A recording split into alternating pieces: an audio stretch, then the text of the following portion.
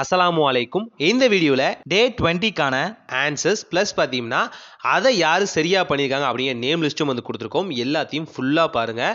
இந்த நேம் லிஸ்ட்டில் உங்கள் பேரில் அப்படின்னா தாராளமாக வாட்ஸ்அப்பில் மெசேஜ் பண்ணி உங்கள் இமெயிலை வச்சு அகெயின் பார்த்தீங்கன்னா ரீகரெக்ட் பண்ணி உங்கள் நேம்ஸை இதுக்குள்ளே வந்து இன்க்ளூட் பண்ணிக்கலாம் நீங்கள் சரியாக ஆன்சர் பண்ணியிருந்தா.